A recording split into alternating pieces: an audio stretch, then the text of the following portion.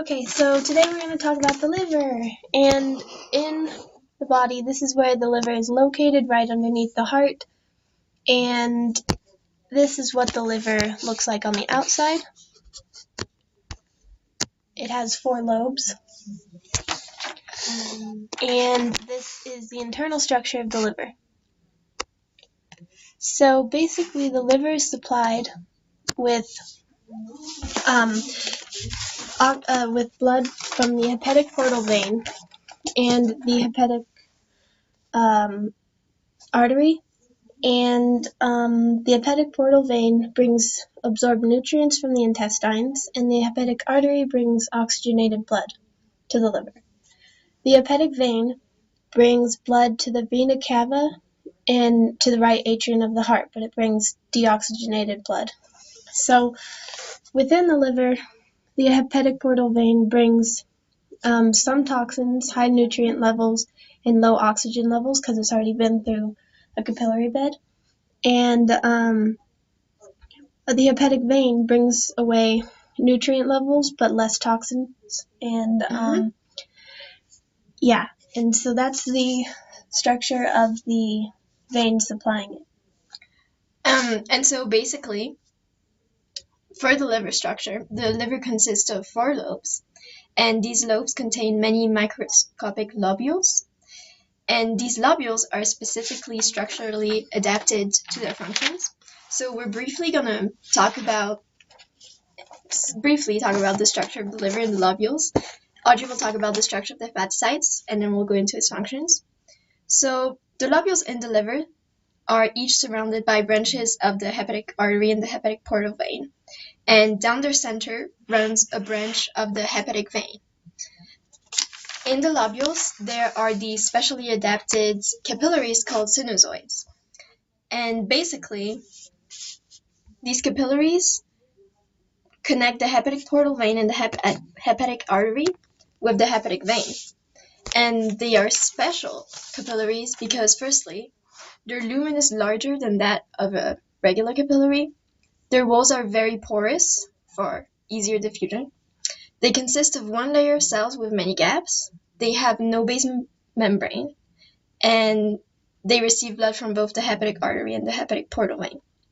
This structure allows all components of blood to be in close contact with the hepatocytes for processing. And a lobule also has bile canals running from the center of the lobules to the bile duct on the outside to secrete the bile. And also in sinusoids are Kupffer cells, which we'll look at more in depth in the functions, but they basically removed all erythrocytes, and macrophages are also present to remove pathogens. So hepatocytes are the names of the liver cells, and basically they have microvilli on the lumen side, to increase surface area for diffusion. They have a plasma membrane that has a lot of transporter proteins and insulin receptors to regulate the glucose level in the blood. And they have a large rough ER for protein synthesis, a large Golgi apparatus for preparation of secretin, and they have a lot of glycogen granules and fat globules for energy storage. They also have a lot of mitochondria for energy production, and large peroxisomes, or vesicles containing catalase and other digestive enzymes for detoxification of poisons and alcohol. So now that you know the structure, we're going to talk about the functions of the liver. Basically, the functions include... Okay, so the liver has actually over 500 functions, which can be summarized in 10. So firstly, regulation and storage of carbs, fats, and proteins is one of the main ones. Storage of vitamins and minerals, excretion of nitrogenous waste, synthesis of cholesterol, synthesis of plasma proteins, and detoxification, as well as inactivation of hormones, thermoregulation, breakdown of hemoglobin, and bioproduction. So these 10, I guess, are obviously like major ones, which have been summarized. However, they can be further broken down into, I got 7 functions, and we'll be starting with regulating nutrient levels. So the way the liver regulates nutrient levels is, firstly, as we've mentioned before, the hepatic portal vein transport digested nutrients from villi of the small intestine to the liver. The concentration of nutrients in this blood will vary depending on the meal. If there's a high concentration of nutrients in the blood, this can lead to damage of other organs like the brain. And so the hepatocytes will detect the high concentration of nutrients and will absorb, store, or release nutrients as necessary to maintain a constant level, always maintaining a balance.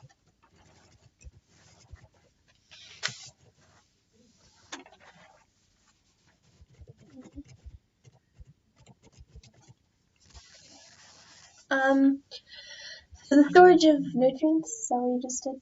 I did regulating nutrients. Okay, so lipids and carbs can be stored in the liver, and it's called glycogenesis. Glycogenesis. Wait, Glycogenesis. Glycogenesis. Okay, so upon stimulation from insulin and that was released from the pancreas, the hepatocytes absorb glucose from the blood and store it as glycogen. And glycogenolysis. So that's when the stimulus is from glucagon from the pancreas, and glycogen is converted back into glucose and released into the blood. So this regulates the glucose levels in the blood, and this way glucose levels are kept between narrow limits and homeostasis can occur. So vitamin A and D are also stored in the liver, and iron is stored as ferritin in the liver, and copper and cobalt are stored as vitamin B12. So on top of all this, the liver also plays a major role in synthesizing nutrients in the body. So, for example, the liver can synthesize non-essential amino acids by transamination. It produces plasma proteins like prothrombin and fibrinogen, which are required for blood clotting.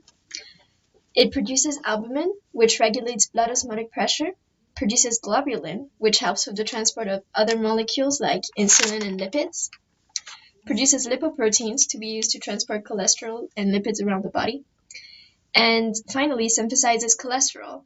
So cholesterol is required in cell membranes to make vitamin D and hormones, and the liver produces cholesterol from glycerol. Around the body, cholesterol is transported to body cells in the form of LDL, and the liver can also remove excess cholesterol. And the way this happens is that when there's excess cholesterol, it is not transported as LDL around the body. It is transported in HDL. And the hepatocytes remove this HDL from the blood and convert it to bile salts. And basically a diet with high fat content leads to high concentrations of LDL in the blood, which is the bad cholesterol. And also concentrations of LDL or a low concentration of HDL leads to heart disease. Okay, so the liver also detoxifies toxins that are enter the body. So enzymes present in the previously mentioned peroxisomes of the hepatocytes detoxify poisonous substances such as hydrogen peroxide, drugs, and alcohol. The toxin is chemically modified to make it less harmful. Chemicals added to make it more water-soluble, and they also modify the toxin and is released back into the blood to be filtered by the kidneys and excreted in urine. Some of the toxins that the liver detoxifies include alcohol, chloroform, and DDT. Yeah. Okay, so we've also now got breakdown of hemoglobin. So erythrocytes, on average, have a lifespan of 120 days, and upon their death, they either rupture, releasing hemoglobin, or are removed by spleen, which also releases hemoglobin in the blood. The Kupffer cells, previously mentioned in the sinusoids, absorb the old worn erythrocytes or the hemoglobin by phagocytosis.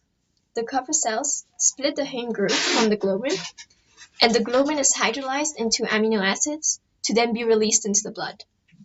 The iron is then removed from the heme group, forming a yellow substance called bile pigments or bilirubin.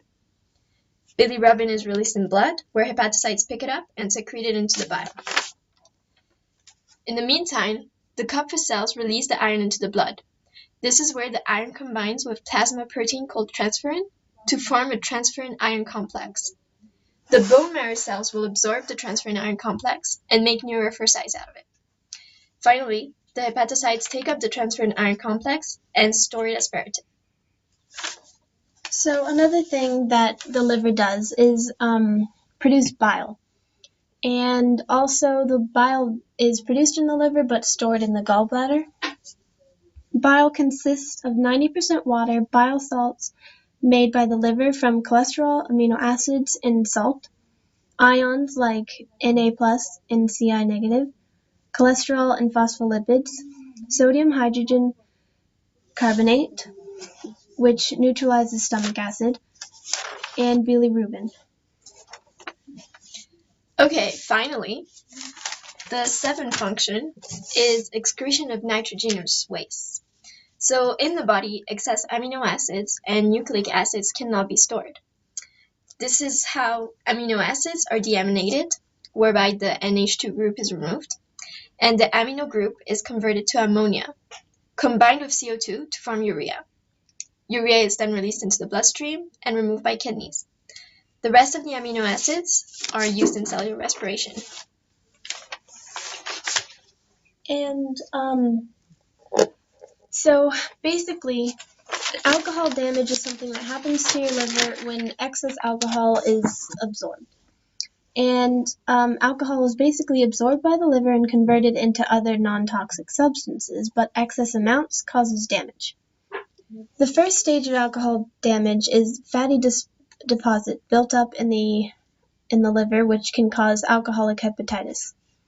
Alcoholic hepatitis causes inflammation of the liver, leading to nausea and jaundice. The second stage is the death of liver cells and the formation of scar tissue, or cirrhosis.